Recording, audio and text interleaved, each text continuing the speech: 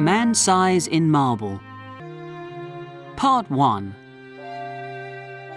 My name is Jack Collis, and every word of this story is true, although many people probably won't believe it. These days, people need a logical explanation before they believe anything. If you want an explanation like that, perhaps my wife Laura and I just imagined everything that happened to us on that 31st of October 1893. I'll let you, the reader, decide. When I became engaged to Laura, we knew we wouldn't have much money when we married. I used to paint in those days, and Laura wrote. Living in town was expensive, so we started looking for a country cottage, something pretty but with an inside toilet, to live in after we were married. We searched in newspaper advertisements for some time, but all the cottages that we visited with inside toilets looked terrible, and all the pretty ones had no inside toilets. On our wedding day, we were still homeless, but on our honeymoon, we found the perfect place. It was in Brenzett, a little village on a hill in the south, not far from the coast. We'd gone there from the seaside town where we were staying to visit the church. Nearby, we found a pretty cottage with a bathroom, standing all alone about 2 miles from the village. It was a long, low building with flowers round it, all that was left of a big old house which had once stood here. We decided to rent it at once. It was awfully cheap. We spent the rest of our honeymoon buying old furniture from shops in the nearby market town, and new curtains and chair covers from one of the big shops up in London, and the place soon began to feel like home. It was easy to work there. I never got tired of painting the countryside and the wonderful sky I could see through the open window. And Laura sat at the table and wrote about all of it, and about me. We found a tall old woman from the village to cook and clean for us. She was tidy, skilled at cooking, and understood everything about gardens. She also told us the old names of the places nearby, and tales of robbers who'd once lived there, and of ghosts who sometimes met people in the neighbourhood when it was late at night. She was the perfect servant for us. Laura hated cooking and cleaning, and I loved listening to old stories. So we left Mrs. Dorman to manage the cottage, and used her old tales in stories with pictures that we sent to magazines, which helped to bring in some money. We had 3 months of married happiness and never argued. Then, one October evening, I went to visit our only neighbour, Dr. Kelly, a pleasant Irishman, for a talk and a smoke of my pipe. I left Laura all smiles, writing a funny magazine story about village life. But when I came back, I found her sitting on the window seat, crying. "What's the matter?" I asked. "Oh, Jack, it's Mrs. Dorman," she moaned. "She says she has to go before the end of the month to care for her sick niece. But I don't believe her, because her niece is always ill. I think someone's turned her against us. She seemed so strange when she spoke to me." "Don't worry, dearest," I said. "But don't you see? If she leaves, none of the other villagers will want to come here, and I'll have to cook and wash plates, and you'll have to clean knives and forks, and we won't have time for writing or painting." "I'll speak to Mrs. Dorman when she comes back," I said, trying to calm her down. "Perhaps she wants more money. It'll be all right. Let's walk up to the church." The church was large and lovely, and we enjoyed going there on nights when the moon was full. The path to it went through a wood, past 2 fields, and round the churchyard wall. It had been the old way they used to take coffins to the church for funerals. There were lots of dark trees in the churchyard. The church door was a heavy wooden one, and the windows were of coloured glass. Inside, there were rows of dark wooden seats, and at the eastern end, there were 2 grey marble figures of old knights in armour, one on each side, lying on their tombs. Strangely, you could always see them, even if the rest of the church was nearly in darkness. Their names were lost in the past, but the villagers said they'd been wild and terrible men, and that one night, in a great storm, lightning had struck their big old house and destroyed it. Interestingly, this was the place where now our cottage stood. For all that, their son's gold had bought them the place in the church where they were buried.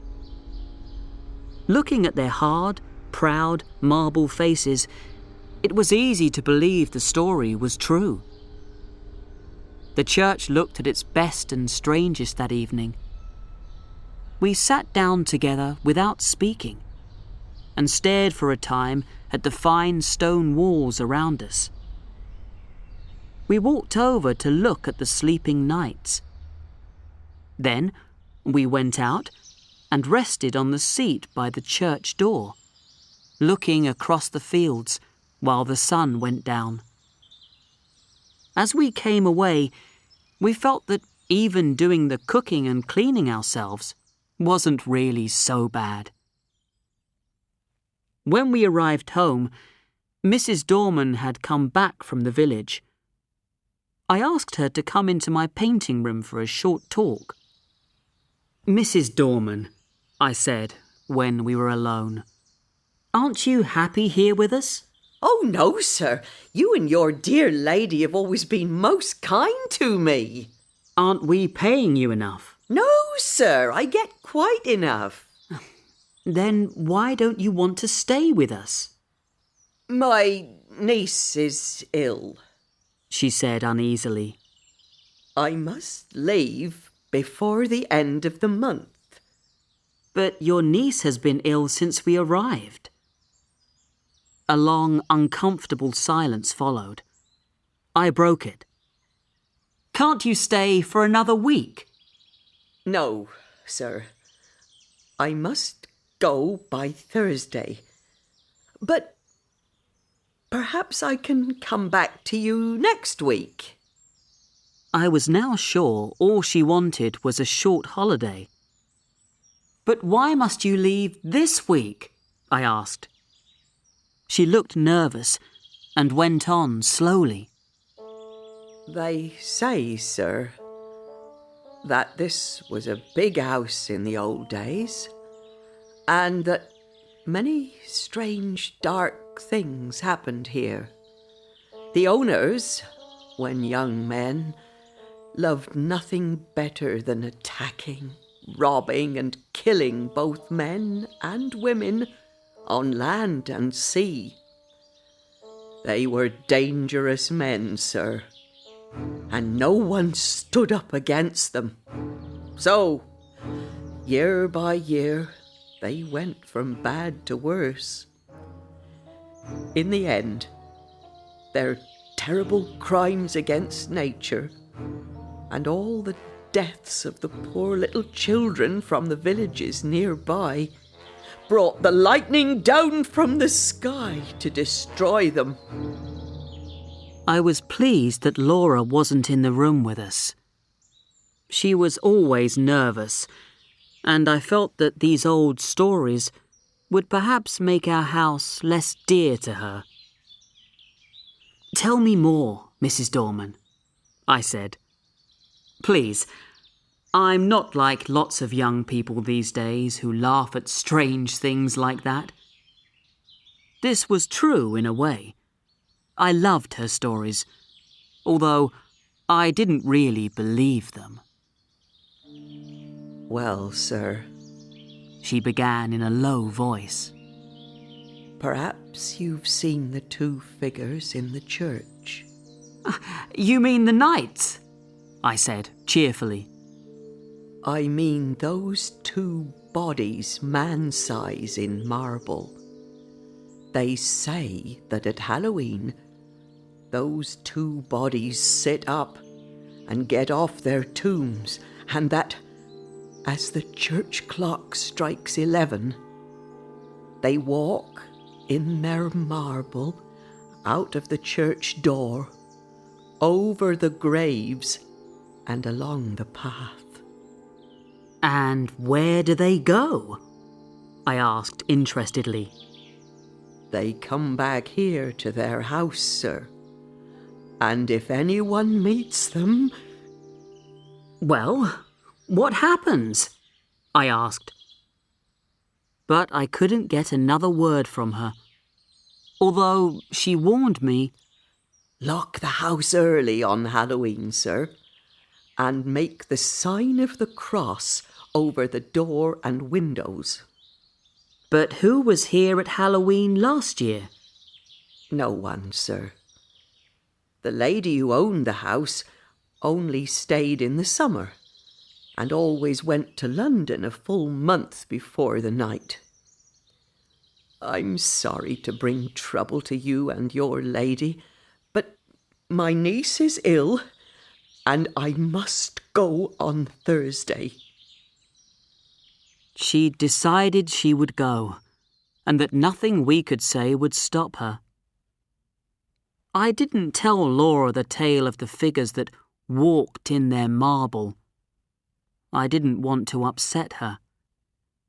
This was, I felt, different from Mrs. Dorman's other stories, and I didn't want to talk about it until the day was past. I was painting a picture of Laura in front of the window all that week, and while I worked on it, I couldn't stop thinking about the tale of the two knights. On Thursday, Mrs. Dorman left, saying to Laura as she went, "Don't go out too much, madam, and if there's anything I can do for you next week, I'll be happy to help." From that, I understood she wished to come back after Halloween, though, to the end, she continued with the story of her sick niece. Thursday went well. Laura cooked a lovely dinner, and I washed the knives, forks and plates not too badly afterwards. Soon, Friday came, and it's what happened then that this story is really about. Part 2. Everything that happened on that day is burned into my memory, and I'll tell the story as clearly as I can. I got up early, I remember, and had just managed to light the kitchen fire when my lovely wife came running downstairs, as bright as that clear October morning. We enjoyed making breakfast together and washing the plates and knives afterwards. We cleaned and tidied all morning, and then had cold meat and coffee for lunch. Laura seemed, if possible, even sweeter than usual, and the walk that we took together that afternoon was the happiest time of my life. When we'd watched the sun go down and the evening mist thicken in the fields, we came back to the house, silently, hand in hand. "You're sad, dearest," I said, as we sat down together in our little sitting room. "Yes, I am," she replied. Or a little uneasy. I don't think I'm very well. I've shivered 2 or 3 times since we came in. And it isn't cold in here, is it? You haven't caught a cold from the mist, have you? I asked her worriedly. I don't think so, she said. Then she added suddenly, Jack, do you ever feel something evil's going to happen? No, I smiled. I don't believe in that kind of thing. I do. She went on. The night my father died, I knew it, although he was far away in the north of Scotland. We sat watching the fire for some time in silence. In the end, she jumped up and kissed me suddenly. Don't worry about me, she said. I'm better now. What a baby I am. Let's play some music together. So we spent a happy hour or 2 at the piano. At about 10:30, I felt I needed my pipe. Laura looked so white, I felt it would be awful to smoke inside. So I said, I'll take my pipe outside. I'll come too. Not tonight, dearest. Go to bed. You look really tired.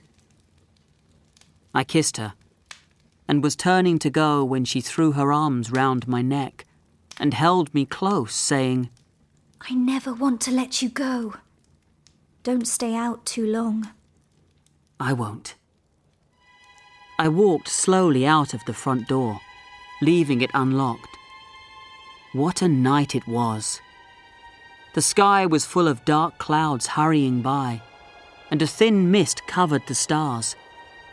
The moon swam high up, sometimes disappearing behind the fast-moving cloud river, and sometimes shining down on the trees, which waved slowly and noiselessly below.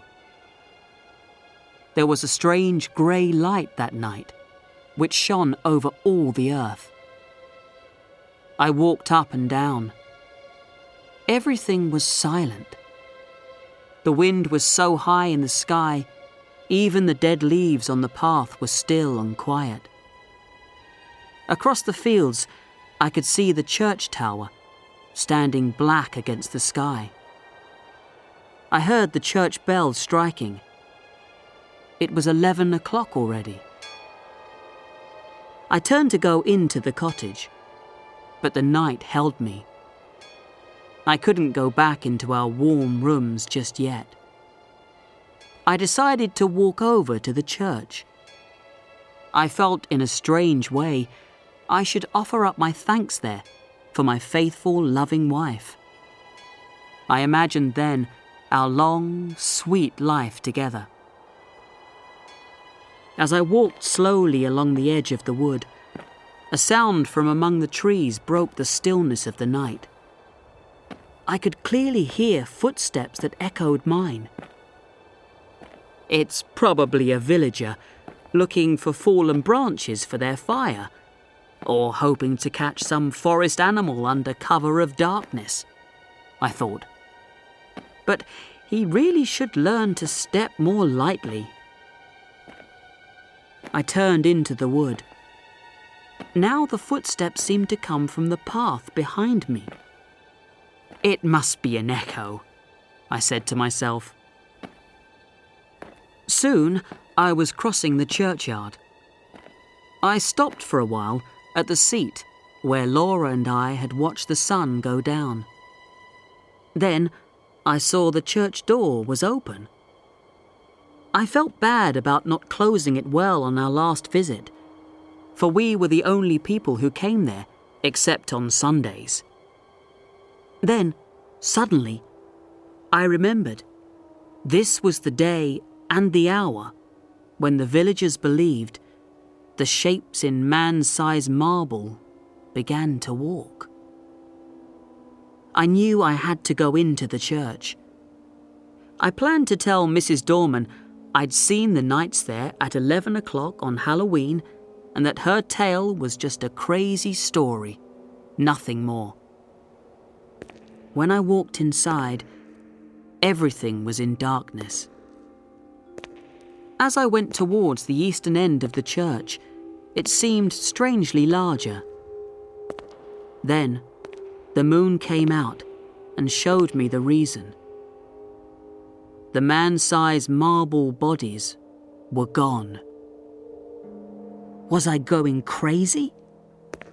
I went forward and put my hand out to touch the flat tops of the tombs. Had someone stolen them? A sudden, nameless fear filled my heart, and I shivered. Something unbelievably evil was going to happen, I knew. I ran from the church, biting my lip to stop myself from screaming. I hurried across the fields towards the light that shone from our cottage window. Suddenly, a black figure jumped out of the blackness in front of me. I ran towards it crazily, shouting, "Get out of my way!" But a hand took my arm and held it strongly. The big Irish doctor shook me repeatedly. "Hey there!" he cried. "Let me go!" I shouted. "You don't understand. The marble figures have gone from the church." He laughed long and loud at that. "You've been listening to too many old village tales," he said. "I've seen the empty tombs, I tell you." "Look, come with me. I'm going over to old Palmer's. His daughter's ill. We can stop at the church on the way and you can show me what you think you saw." "All right," I said. He still held my arm as we entered the church and walked to the eastern end of it. I had my eyes closed. I knew that the figures wouldn't be there. I heard Kelly strike a match. "Here they are," said the doctor. "as large as life." I opened my eyes, and by the light of Kelly's match, I saw the two shapes lying in their marble on the tombs. "Thank you," I said. Perhaps it was a trick of the light, or perhaps I've been working too hard. I can't understand it. I was sure they were gone. I know. Just don't let your thoughts run away with you. He was looking closely at the figure on the right, whose stony face was the most evil and deadly. "Will you look at that?" he said, pointing. "The hand on this one's broken." He was right. But I was sure that the last time Laura and I had been there, it had been perfect. "Perhaps someone was trying to steal them," he said calmly. That still doesn't explain what I thought I saw. "Too much painting and too much of your old pipe explains that." He laughed. "Let's go," I said, feeling a little better. "My wife will be worried. Come and have a glass of whiskey with me. We'll drink to logical explanations and to hell with ghosts." "All right. It's late. I'll go to old Palmer's in the morning," he replied. Perhaps he thought that I needed his help more than Palmer's daughter. So, talking of different explanations for ghosts, we walked back to our cottage. As we came nearer, I saw the light shining out of the front door. The sitting room door was open too. Had Laura gone out? "Come in," I said, and Dr. Kelly followed me into the sitting room. It was brightly lit by candles all over the place. Light, I remembered, was Laura's answer to nervousness. Poor girl, I thought. I'd been so stupid to leave her. But where was she? Then, I turned to the open window and saw her. Had she gone there to watch for me? And what had come into the room behind her? To what had she turned with her face full of horror? My poor wife. Had she thought it was my footsteps she'd heard as she turned to meet... what? She'd fallen back across a table by the window, and her body lay half on it and half on the window seat. Her head was thrown back. Her long, untied hair was touching the carpet. Her lips were pulled back from her teeth, and her eyes were wide open in fear. They saw nothing now. What had they seen last? The doctor moved towards her, but I pushed him to one side and ran to her, crying, "It's all right, Laura. You're safe now." Her soft body fell against mine. I held her and kissed her, calling her dear name again and again. "Laura, Laura, Laura!" But I think I knew already Laura! that she was dead. Laura! Laura! Both her hands were closed. In one of them, she held something very strongly. When I was quite sure she was dead, and that nothing mattered anymore, I let Dr. Kelly open that hand to see what it held. It was a grey, marble finger.